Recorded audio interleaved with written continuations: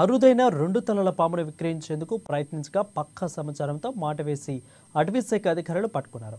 మహారాష్ట్ర నుండి మంచిర్యాల వైపు తరలిస్తుండగా చెన్నూరు మండలంలోని చింతలపల్లి గ్రామ సమీపంలో దాడులు జరిగాయి. ఇక 7గురిని అదుపులోకి తీసుకొని వారి వద్ద నుంచి దాదాపు 7 సెల్ ఫోన్లు, ఒక కారు, ఒక ద్విచక్ర వాహనం స్వాధీనం చేసుకున్నారు. 2 తలల పామును సురక్షితంగా చెన్నూరు అటవీ ప్రాంతంలో వదిలివేశారు. ఇక పట్టుబడ్డ వారిలో 2 మహారాష్ట్రకు చెందిన వ్యక్తులు కాగా మరో 5గురు మంచిర్యాల జిల్లాకు చెందిన వారిగా గుర్తించారు.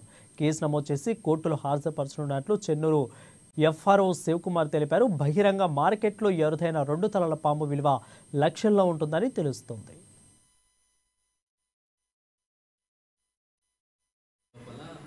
హైవే పైన 7గురు వ్యక్తులను రెడ్ శాండ్ బోవా అంటే 2 తలల పాము తరలిస్తుండగా పట్టుకోవడం జరిగింది. విచారణ చేయడం ద్వారా మహారాష్ట్రకు సంబంధించిన 2 వ్యక్తులు మరియు మన తెలంగాణ అంటే చెన్నూరు ప్రాంతాలకు సంబంధించిన 5గురు వ్యక్తులను అదుపులోకి తీసుకోవడం జరిగింది. వాళ్ళకి సంబంధించిన ఒక కారు, ఒక బైక్ సీజ్ చేయడం జరిగింది.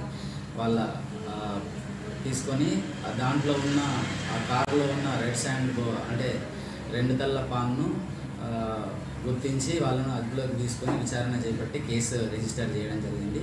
వాళ్ళను వైల్డ్ లైఫ్ ప్రొటెక్షన్ యాక్ట్ ప్రకారము వారిపైన దానికి సంబంధించిన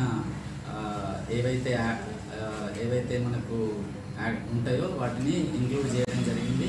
వాటిని కోర్ట్ ఆఫ్ లా ప్రకారము వాళ్ళను కోర్టు ముందు ప్రొడ్యూస్ చేయడం జరుగుతుంది. 6th రోజు పట్టుకోవడం జరిగింది. Early hours